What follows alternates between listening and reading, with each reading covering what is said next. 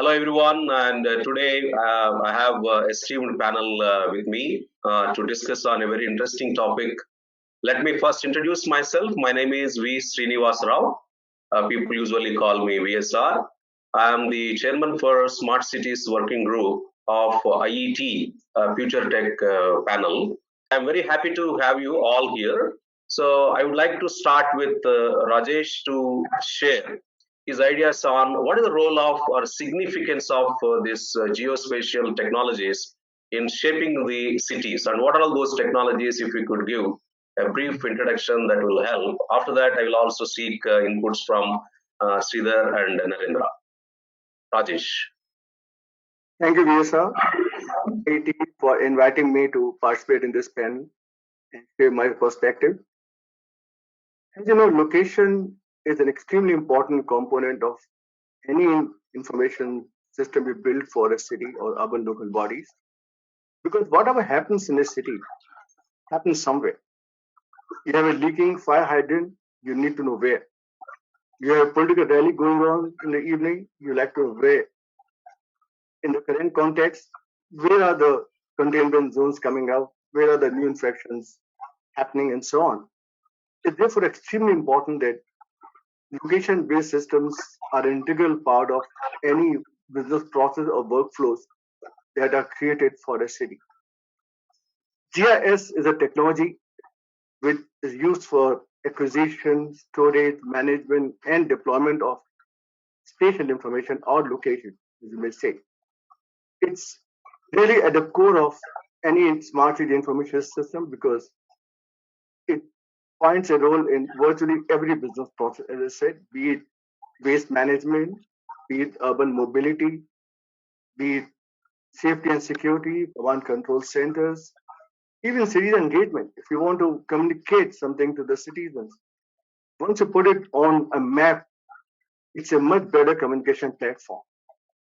Okay. GIS is horizontal technology, and as I explained, it works with various business processes. So one of the ways to embed GIS into various business processes would be to set up an enterprise GIS platform with access to all the data that's required, base maps, imageries, and serve various business processes and applications which are implemented across different domains and business. A number of technologies play a role, if you will, the building blocks, for instance.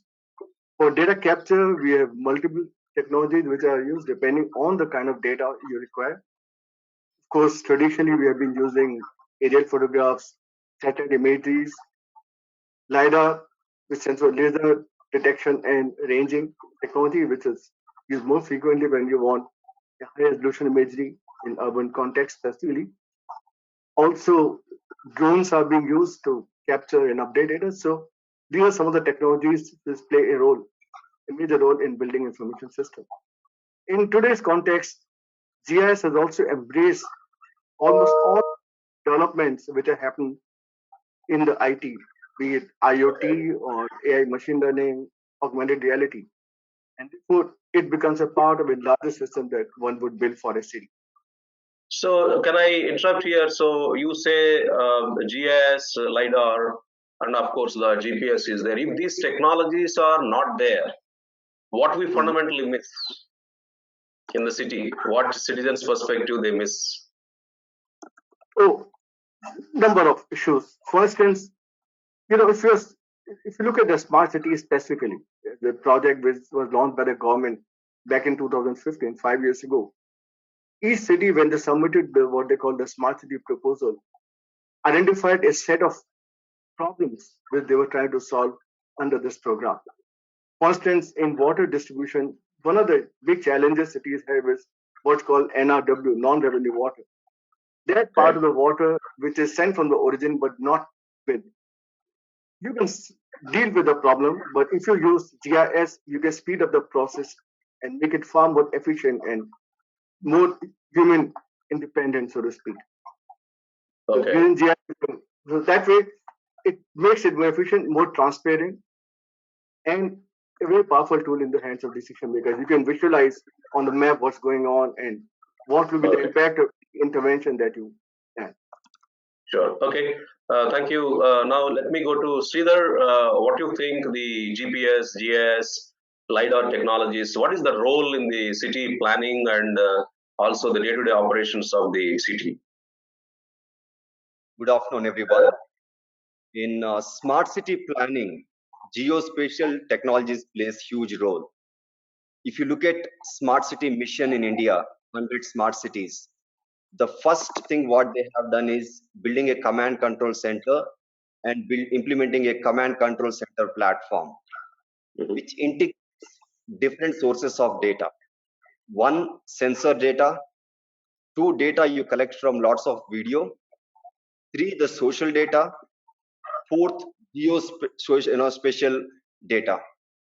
Okay. Within this thing, geospatial data plays a huge role in a smart city ecosystem. The real intelligence is how do you integrate all sources of data, and using AI, how you can provide the intelligence, for the geospatial. I'll give you one example. One of the projects we have done in Pune.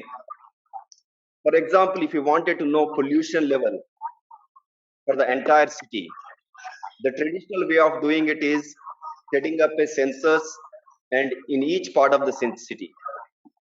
Okay. Instead, using some of the geospatial technologies, you put the sensors, the environmental sensors in very few locations, in strategic locations within the city. Then you collect the different sources of data, which is temporal data, satellite data, meteorological data. Then how you combine those data and using AI, you'll be able to arrive the pollution's level at every point within the city. Not only knowing pollution level, you'll be also able to know root cause of the pollution. Is it because of traffic or construction or industrial facilities, that kind of stuff? No, my fundamental question is for the interest of some of the audience. It's not like not everybody. So what is geospatial data? We know that social data coming from the social media, maybe LinkedIn or Facebook, Twitter, and machine data is coming from machines, cars, equipment, and transactional data is coming from the applications. What is geospatial data? Can you give some examples? So one of the things, the most, I think maybe Rajesh can because he's a geospatial, but the most important the technology is the satellite imaging data, which will be very helpful in our smart city ecosystem. And when I speak about it, I'll be able to tell you more. Okay, so satellite imaging data is one, and then so Rajesh, you think that the location coordinates, lat longs, people say, is that something you capture that? How do you capture that, Rajesh? How do you capture that lat long? Suppose I am sitting in one location, how you say that this is the lat and long? How do you collect the data? Okay, see, the way you do it is you start, let's say you start with a satellite imagery, and where it's not geo-reference when you receive it, it's just a photograph in raster form. Okay. Now you have to geo-reference it. So one of the ways is you identify what's called a ground control point, a set of ground control points, which are known spots in that geographic location, whose coordinates are known. You can capture those coordinates using conventional technology, and you identify the map and then extrapolate to georeference it. So that's one of the. Okay. It's a relative. This is the base point, and then from there, the other points will be referred basically. Okay. Exactly. Okay. All right. And then you can go do some ground survey to validate the data capture. You go to those spots and do it. So that means with these geospatial technologies, so one with the GIS, you have the hard copy maps, and then you can digitalize them. And if it is something like a location, a park in the city, or a particular location in the city, you are translating that to a map which is digitally available. And on the top of that, you also know the lat long, that means the exact location of that particular place, right? Absolutely. So that's and also the height. Also the height and so in the Z coordinate becomes very essential, especially in urban information systems. That's also very important. Okay. All right. Okay. Thank you, Narendra. Narendra, so can you please share your thoughts on this GIS, GPS, and a few examples on LiDAR technologies, what combinedly we call, I think, the geospatial technologies. So what is their role and significance in city planning and day-to-day operations? So, thank you, Lidar, IET, for giving me this opportunity to be a part of this discussion panel. To start with, very simply, I would like to place on record that planning of any smart city cannot be possible without GIS, without geospatial data. And I don't doubt this fact of stating this, that geospatial data is the backbone of any urban governance solution for any smart city, or for that matter, any department of any city as such, wherein the location plays a very important role. And if I talk about on behalf of Convexicon, wherein we provide mostly solutions around sanitation, around solid waste management, then there is a lack of the presence of GIS data with urban local bodies right now. They're still working on these AutoCAD files on papers, and sharing my personal experience, they're just handing over those papers to us and expecting us to convert them to the GIS files, the shape files, and then work on it. Now, this is the backbone, which I already said.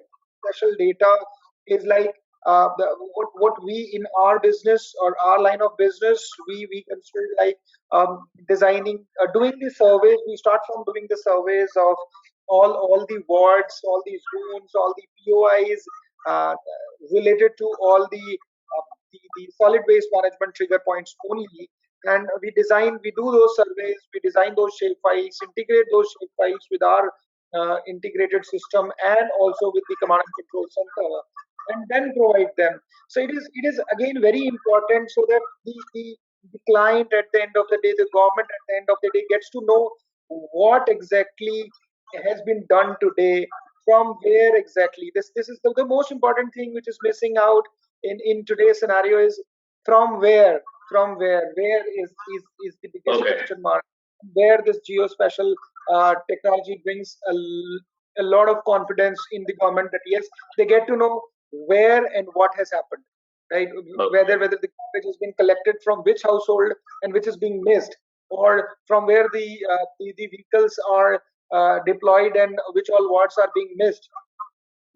Bringing heat map technology into this garbage collection adds up to the effectiveness of the assets used, right? So at any point of time, you get to know that there are extra number of bins in this particular ward which are not required. Providing the bin level sensors to those bins, we get to know that yes, these number of bins are not so frequently filled up in a day's time, right? It takes maybe more than that. So GIS definitely, geospatial data definitely brings a lot of importance into the system, and it actually brings the ROI, the real ROI of any IT implementation in any smart city. Sure, I think that's good. So I think everybody's talking about data. I mean, somebody said data is the new oil, data is the gold mine, data is XYZ and all. So I think the geospatial data, whether they are images, the places like Narendra said, where if you want to get an answer without geospatial technologies, you don't know that. If any crime happened, where it happened, in which location, and if suppose something waste overflows at a particular location, where it happened. If some incident happened, car accident or something, where it happened.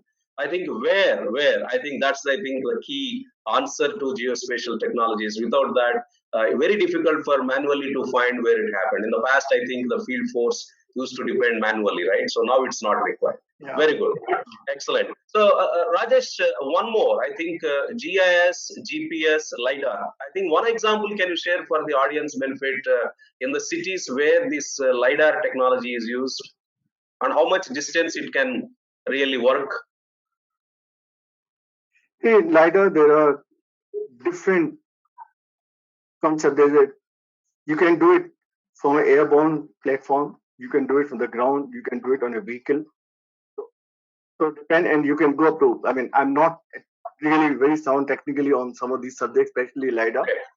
But my guess is when you have got an airborne system, you could go probably as high as 200 meters, but Okay.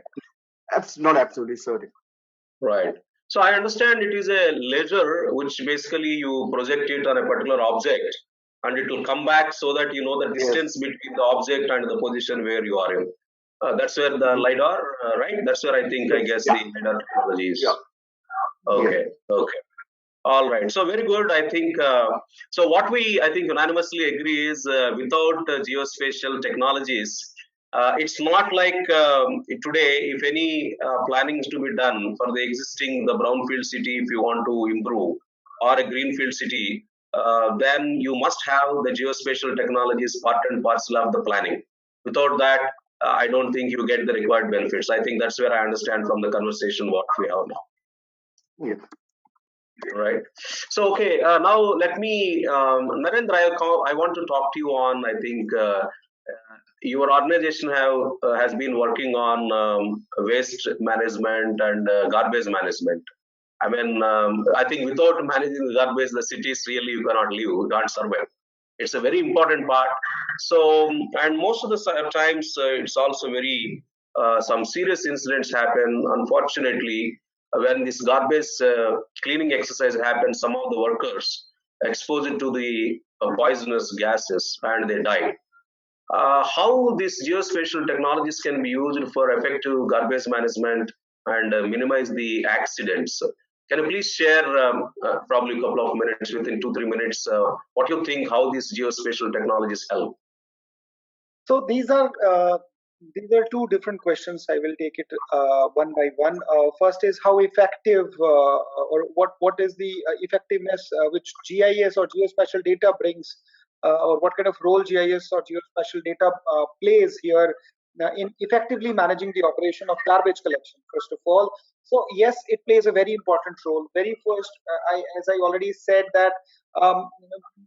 The one of the very important challenges which most of the municipal corporation faces in our country is the attendance of the sanitation workers. And the challenge is not the attendance. Attendance is being marked, but their designated day, whether they are present at their designated points or not, that's the challenge. Right. They most of the times visit their local office, nearest office to their homes, and then they are nowhere in their designated ward. So for how much time they have spent in their designated wards only. So what we have done for them is we have bring in this aspect of geotagging in the sense that every sanitation worker will be present in their designated wards only for the whole of the day, whatever their designated working hours only. So we are ensuring here by bringing the geospatial technology, by bringing this where thing into picture, that yes, the sanitation worker was present in for the whole of the day in that ward only. Number one. Number two, bringing the vehicles. So most of the times we found that the concessionaire companies who are associated with these operations of cleaning, they miss out on doing their routes. So what we have done here is we have predefined their routes by doing a survey, by doing a GIS survey of all the routes, and those routes are defined on those particular vehicles. So if they are missing out on a route, if they are missing out of even a single percentage of the route covered, at the end of the day, there will be a report generated which will be shared with the higher officials, that this is the amount of or the percentage of cleanliness, the number of percentage of the routes covered by all of the vehicles, and they can drill down into the detailed aspect of it, whether it is a ward wise or a zone wise, everything. And this cannot be possible without having the geospatial data of the ward boundaries, having all the locations of all the bins, all their transfer stations, all their the FCTS. I might be using some technical jargons, but FCTS is a fixed compactor transfer stations. So everything. I mean, bringing everything on the map, that this is one asset which is located where. This is the kind of, and it brings a loads of effectiveness in terms of what is the amount of money being spent every month by municipal corporation, by urban local bodies, that can be tracked real time. And even by using the GPS, we are integrating GPS with the fuel gauge that will be fitted on to the vehicles. So we get to know the real amount of fuel being used, the number of kilometers being driven on the roads, right? I want to probably slightly interrupt here. When you said geotagging, that means they have some badge or a hat. How you identify? Is there any fencing, geo fencing you create to say that this person is sitting there or working there only? So there are different aspects. This is just a hardware we may use. The very basic thing is we provide a biometric handheld reader to all the supervisors, and the supervisor will go 2 to 3 times in a day in their respective wards and get the geotagged biometric attendance finger punched onto that machine of all the sanitation workers. We have very recently done a project for iris technology, wherein the eye will be scanned, because most of the times we have been receiving those complaints that because of their dirty hands, because in India we miss out on using the gloves by these sanitation workers, so they end up having their dirty hands onto. So they can most of the times these fingerprints won't work. So the newest technology what we have very recently launched is iris, which is cost effective, which is very easy to scan, and we scan the eye and we get to know exactly who is the person, where is he present, and everything is geotagged, right, from where that data has been put in onto the system. So where is every time we are tagging in here. Okay. So I think, as I mentioned, can you find where this garbage getting accumulated or some poisonous gases getting emitted? Is there any solution to find through sensors and which location to the municipal authority or city administration so that they can take some preventive steps in the city? So for that, there are two aspects to it. One is we have indigenously designed a foul smell sensor for two cities in the country, but they are placed at a very specific points where municipal corporation thinks that yes, this is kind of a GVP. They call it GVP, is a garbage vulnerable points, where people keep on throwing the garbage, which is not a designated place for throwing a garbage. It's not a bin or it's not a transfer station, but still people keep on throwing the garbage over there, which creates kind of a nuisance in the terms of a foul smell. And right. we have placed a GPS-based foul smell sensors over there, so you get to know if there is a rise in the gases amount of gases being leaked from that particular area. Wow. That is one. And then secondly, we have also designed a manhole sensor that will be placed in all the all the sewerage lines, so the manholes. Okay. So that also has got sensors for the toxic gases. Oh, so before, so if there is some kind of over the threshold limit, if there is some kind of extra gases being generated from that particular manhole, there will be an alert which will be generated to the concerned supervisor and the authorities, and it will be sent. So we every time getting which manhole is leaking with the dangerous and the poisonous gases. Excellent. So that's good. I think you can safeguard the lives of the workers. Really, that's the issue in some places in India. They don't know and they just get into the manhole, and then finally we see some accidents and incidents. Thank you so much, Narendra. Now I'll come back to Sridhar. I think we are all living now in a very different world. I say the ugly world of the whole century, it seems, or maybe, okay, sitting at home, working on all COVID-19. So what do you think the geospatial technologies like GIS, GPS, or Lidar, in the last 6 months, did they really play a role in terms of improving the safety or physical distancing or health or supply chain? So can you share some of I think some of the examples in that space in the context of COVID-19 and geospatial technologies in the city, how they really contributed? Absolutely. In the smart city mission, though it started 4 years back, where Quantela as well as Esri is very active part of it, public health crisis is never a vertical or a use case for the smart cities.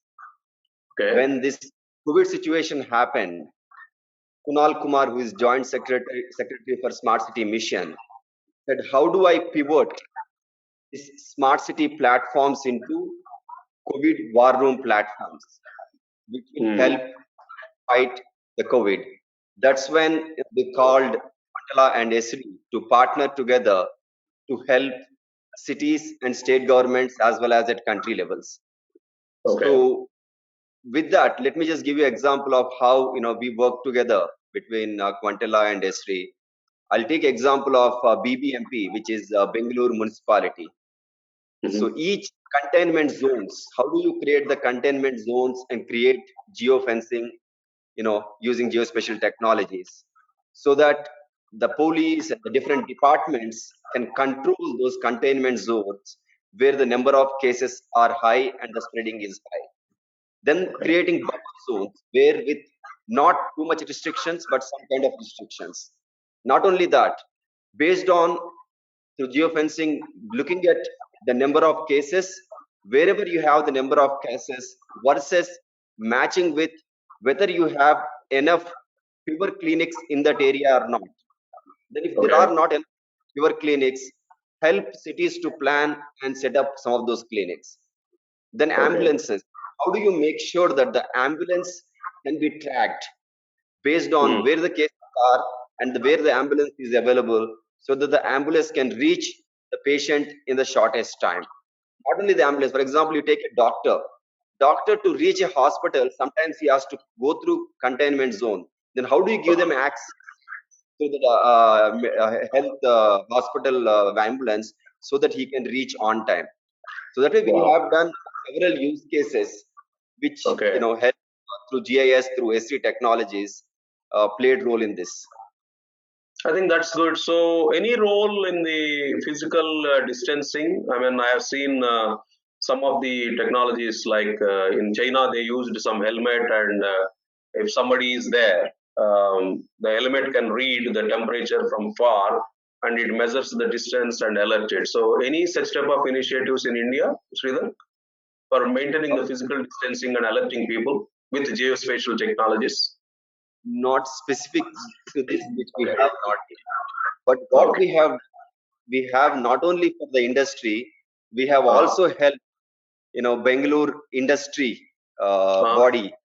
So for them to create, when they are unlocking the industry, so to making that how you give them passes and how they are maintaining the SOPs within the facilities, so that passes and the unlock can be done. That part something which we have done. Okay, great. So I think I want very quickly from all three of you. Now, okay, even before COVID, we are all worried about pollution. The air quality in Hyderabad, for example, or Delhi. I think it's very alarming. The environment or deforestation or biodiversity. I think cities are built at the cost of biodiversity, at the cost of environment. So very quickly, Rajesh, you want to share your views on how the geospatial technologies can be used to safeguard this air quality or an environment? Yeah. Then before that, let me add to what Shira said about role of GIS in COVID management and response. Besides what Shira has already mentioned, some of the cities here in India have used it for contact tracing. Okay, you said physically, how can you do it? Well, physically, of course, it would be a different way of doing it. But normally, the conventional wisdom says that COVID spreads on the person to person contact. Okay? What emerged is while person to person is certainly the way the infection spreads, location also plays an important role. And in one of the municipal corporations, we discovered that they identified a specific, what you may call the primary person, primary patient, if you will, the guy who was infected, and they looked at who are the other patients whom he has possibly infected, and they put them on the map. They discovered that some of the infected persons were nowhere near where the gentleman lives, he's in a different location, a few kilometers away, and they discovered that maybe this person traveled, and therefore he could have infected not just the person who's already been identified, but more in that area. So Okay. location also becomes an important component of the whole contact tracing. Perfect. Your question about environment. Of course, Sridhar talked about how air quality can be monitored using GIS, looking at all the sensors who are giving a direct feed of the air quality in a real-time basis. Also doing temporal studies. So how the air quality during the day, in the evening, on weekends, and so on, and then taking mitigation strategy. Okay. Likewise, today you can even go down to colony level. I mean, we live within an area of 1 by 1 square kilometers, and our area of interest is that specific location. So we Okay. can even do that. We can have those micro sensors located in different places in the locality and monitor it. You can even today do it in 3D. Some of the new technology which have come from ESRI only in the recent past, announced just last week, in fact, last month, where you can create a 3D model of the air quality and see how is it at different level. The whole concept of voxel, where you create those 3D cubes and then monitor at different levels how's the pollution. Likewise, the water quality, another very important component. So the data will be coming from sensors, the pollution sensors who are capturing data, and then you can put it on a map. So determine within a buffer area where are those polluting agencies located, the industry and and all that, so they can take corrective action. From where the pollutants are coming, which are polluting the river and so on. So here give the framework to visualize it, and it's certainly far more communicative than just see it on paper that this is the area where there's a high pollution. Once you see it on the map, you can straight away correlate it to the location and see what could be the possible cause so that you can build a more integrated, holistic strategy to deal with it. Fantastic. Thank you so much, Rajesh. I think it's very, very interesting. The sensors, maybe the IoT and geospatial technologies manage. Yeah, the convergence. The convergence will become a game changer in safeguarding the environment very well. Okay. So, Narendra, do you have any thoughts on this? On the environment and the air pollution. So, do you see the role of geospatial technologies? Absolutely, yes. Again, the same in my very first statement when I said that heat maps is a new thing which we have recently integrated with our system, wherein the GPS of the GPS data of any particular city of all the vehicles, let's say for example the public transport vehicles, so we get to know that the traffic congestion, the data of the real data of traffic congestion, and the more the pollution is being coming out from that particular area, and then improving that system, air quality index, the environmental sensors placed in the nearby area. So these placed, I mean these sensors, when integrated with the geospatial data, plays a very important role, and then the government may be able to dig down deep into the detail wherein why there is such kind of the pollution is being created, whether they need to work on the infra or a better infra, or if we need something like any kind of road diversification or something of that sort can also be worked out using the same geospatial data only. Great. Okay. But it has to so be integrated. Okay. So, are there any thoughts very quickly in 30 seconds? I think pretty much both Rajesh and Narendra covered most of the points, so we can go to the next one. Okay, great. I think then IoT, then the geospatial technologies convergence really help in improving the air quality and also help in taking the decisions at right time to avoid any incidents. Okay. So that's good. Now, again, I want to talk about now what are the data acquisition and integration challenges. City means I think you have so many departments. and every department wants GIS, right? And every department really collect a lot of data about their particular functions and all. So, and there are so many stakeholders, partners. It's not like one single system. You have this one, right? So, Rajesh, could you please share your thoughts on so what are the geospatial data acquisition strategies, challenges, integrations in the whole city perspective? Yeah, sure. As you rightly said, the data is being created and maintained by different agencies for different workflows, different business processes. And the whole ecosystem of a city is very complex with so many participants. And not just the agencies which are in government control, but even those who are outside the government. For instance, telecom companies, distribution companies for power and all. So one of the big challenges that we always face in implementing a project in a city is how do you get the data? The data is available. You need base map, you need utility networks, georeference, water, wastewater. You need location of all the points of interest, various amenities, where the hospital is located, where the hotel is located, where the schools, recreation parks, and so on. You need that data. You also need GIS ready master plan. It may have been created 10 or 15 years ago, but you need to access to it so you can always see what could the development plan for the city for the next 5 years or 10 years. One challenge is agencies do not make the data available to the other agencies. The data sharing, data collaboration is a huge challenge. People are very possessive about the data they've created, they maintain. Right. Second challenge is even if there's a willingness on part of these agencies, often we find the data is not interoperable. Each of them have used their own data structure. Either they don't conform to standards or they have their own standards with their team because data has been created over a period of time. As well, when you try to integrate, they don't talk to each other. That becomes a huge issue. Right. Our recommendation, and this is something which we made to government several times in the past through various platforms, is mandate through a mandate, make sure every agency which is creating geospatial data has to share it with others. They don't have to part with the data if they are possessive about it.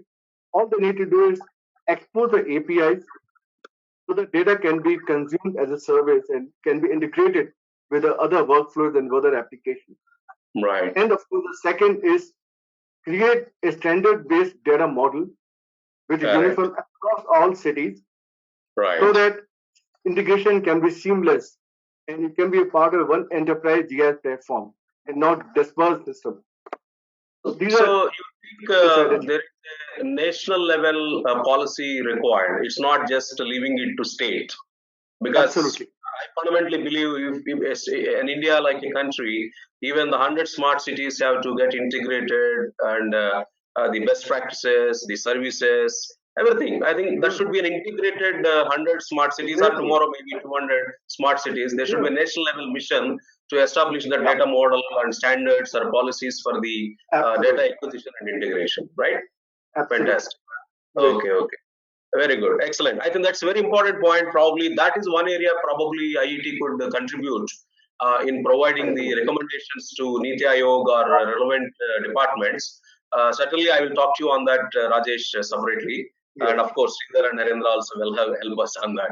So, Sridhar, what is this urban observatory? And in fact, very honest, I know that only when you told me. So, what is this urban observatory and what is the use of that? Sure. So, you know that when the smart city mission is created by MOVA, it's more of command control centers at city level, which means all the data is available at city level. At MOVA, Quantella along with Esri, Cisco, and AWS, we partnered together and we created a platform, a national level urban observatory platform, which collects real-time data from all the cities, smart cities platform, whatever the data they have collected. Okay. Once you have all the city level data, we apply AI and data science to get insights.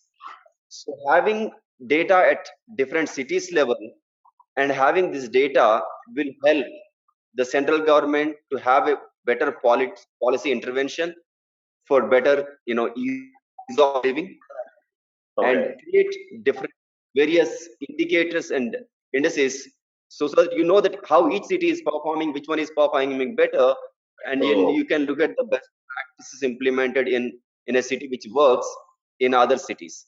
I'll give you some of the examples, what we have done. So how about the accessibility of drinking water? Whether can I predict there will be a shortage of water in the future? How is the pollution of each city? And based on how they are performing, you can plan it out, right? So it's a country level, the data platform, which will help to create the policies at different cities level, at a country level. wow, that's fantastic. That's a great revelation for us. I think we need to spend some time on that offline. Sure. Certainly, when you say that, I think the IET presence itself is to find engineering and technology solutions and to implement them. What are the new policies are required? That's fantastic. Now, Rajesh, my probably last question to you is: most of the times the municipalities have a problem in collecting the taxes and always if you look at they don't have money. That's I think a concern which we always hear. Is there any way the geospatial technologies help in improving the financial position of a city or a town? Oh, yeah, absolutely. In fact, you're absolutely correct about the precarious financial condition of almost all the municipal corporations in the country. As per a study done a couple of years ago, the total revenue receipt of municipal corporation in the country, average across all the cities where the data was collected, is 37% of their spend. So the balance 63% has to come from central or state government grants. Clearly, they have to compromise. Yeah, I mean, 63% has to come from other sources, which is, and I see it in my own city where I live in Delhi. We keep reading newspapers every few weeks that municipal corporations are asking the Delhi government for money and so on and so forth. I'm not getting into the politics of that apart. There has to be a mechanism to improve the financial position. And one of the key sources of funds for a municipal corporation, one of the very few discretionary sources, if I may use the term, is the property tax. Okay. As per some survey, the total property database of a city in India ranges from 25% to 40% or so of the real ground reality. We did ourselves a project for a city in North India, and we discovered that when we started the survey, we were told that there are about 200 or so thousand properties in that city. Whereas after the survey was completed, door-to-door survey literally, we made a list of 435,000 property owners in that city. Wow, it's More amazing. interesting. Yeah, more interesting. The information on how the property is used, you'll find amusing. We Right. found first-time property where it said it's an old bungalow where the owner lives. In reality, when we went there, we found there's an apartment complex with probably 40 apartments and 20 shops. But the property tax is being paid for one owner-occupied bungalow in that location. In terms of the data, yeah, that city was collecting 33 crores as property tax annually. Okay. And after the complete data was provided, GIS-based maps of created data was provided to them, they discovered actually the cities owe them 108 crore rupees. Wow. Okay. Great. And So yes, I remember GPS, this is yes, yeah, and remember this is annuity income. It's not a one-time income. Once a Right. property owner is on the database, he or she has to pay every year. So it's 108 crores annually. That's the 33 crores annually. And the Right. number of case studies in India where using GIS-based maps and GIS survey, they could significantly increase the income from property tax. I think it can make a big difference to the financials of the cities. Right, right. Thank you so much. I think we spent a very quality time touching upon the various areas. I think it is very much clear that geospatial technologies are the game changers, whether GIS or LiDAR or GPS. Without them, the city planning or day-to-day operational management of the city is not possible in today's digital world. So that's, I think, very critical. We talk about the garbage management. I think even to the extent of where the foul smell is coming, where the poisonous gases are getting leaked, and where the worker is there. Can you find whether that worker is there morning to evening? Geofencing and identifying, yes, this worker is working here, and the optimal route planning and making sure they reach the particular location through that route so that there will not be any wastage of the fuel and other things. Fantastic, that's one. Then Sridhar, I think you talk about COVID-19, that's very interesting. So what sort of initiatives taken to make sure that the ambulances reach and the doctors reach and at the particular location, and containment zones, how do you identify, and so on and so forth, and also of course the contact tracing and all. Rajesh, I think you really shared very important aspects like the data acquisition challenges and how the agencies have their proprietary data probably built for last 30, 40 years. But that doesn't work today. We have to make sure that they expose them without having that what you call ownership of that too much through APIs. And in the future, there should be some standard at the national level to make sure that the proper integration happens with that, right? And most importantly, GPS, this geospatial technologies helps in improving the financial position. I am sure the commissioners and mayors and everybody will see this particular webinar and put a game plan to increase their revenues probably 2 times. Thank you so much for joining this wonderful panel discussion. Thanks, Rajesh, Sridhar, and Narendra. I look forward to work with you on behalf of IET to come up with some innovative solutions and policy recommendations which we could submit to Government of India. Thank you. Thank you so much.